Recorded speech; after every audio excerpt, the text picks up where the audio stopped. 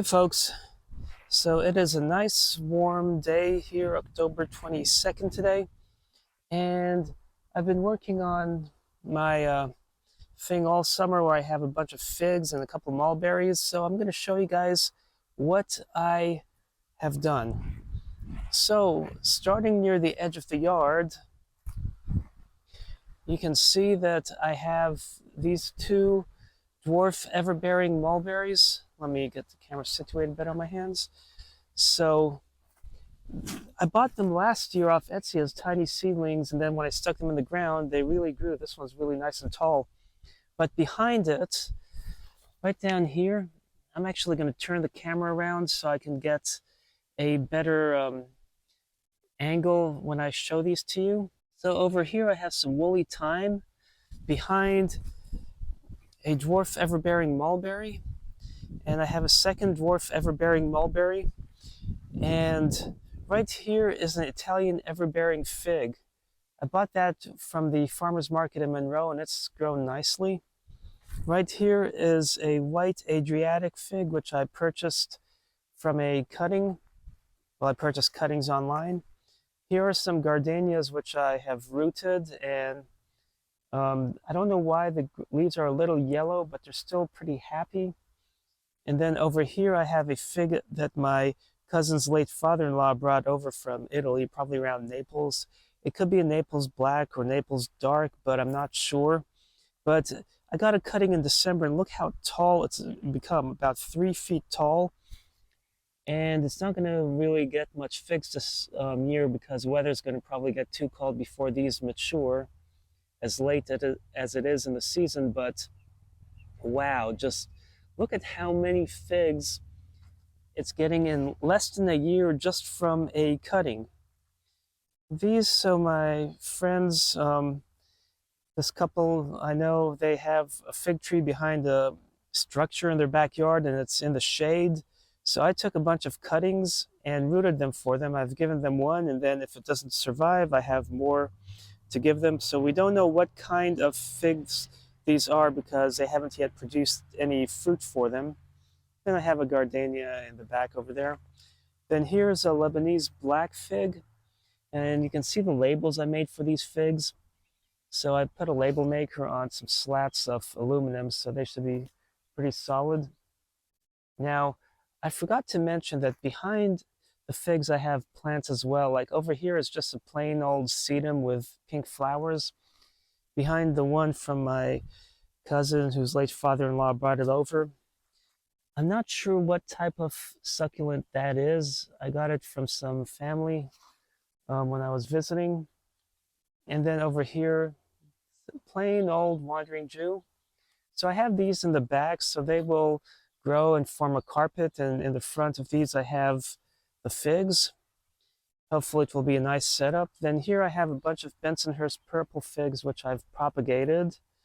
And then over here I have a Sefrawi Fig in the ground, and behind it some patented variety of sedum.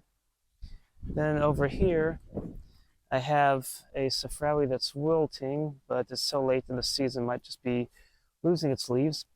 A couple brown turkey figs, a Celeste Fig that I still have to plant in the ground, and then another white Adriatic, and some more Sefrawi figs in the front over here, and a raspberry that I'm not sure where to stick in the ground yet. Then, looking at the setup, I have some Arborvitaes I purchased, one at the smaller one from the farmer's market, the larger ones off Facebook Marketplace, and I have yet to plant them in the yard.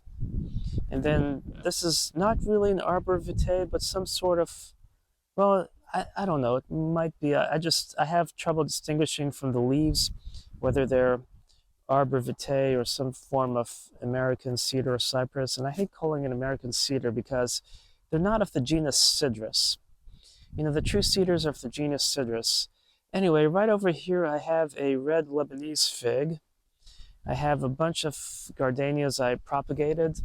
I stuck these 4, and I forgot to acclimate them first. So 2 died and 2 are still alive, but the rest that I had planted earlier after acclimating are nice and happy and healthy. And I just noticed that one's flowering. And then I have 3 rosemaries, and I took a cutting of azalea. We'll see if it roots. And then, what is that? Nice little bug down there. Then over here I have another variety of sedum. I don't remember the name. And I have a Lebanese Red Fig, so that's the Lebanese Red. And over here, the Red Lebanese. You can see the difference in the leaves. Then here's a bare spot with, I need to cut that up and get rid of it. That was a bush in the front. And I plan to plant a Capri fig here once I get it to root. Then I have some lawn clippings that I can use for composting or whatnot. But so this is an area I prepped in the backyard. And I have like wood chips because I recently received a chip dump and some woven fabric.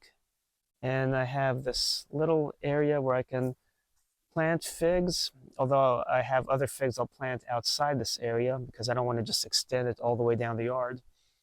But that's what I've been doing, getting the yard in order.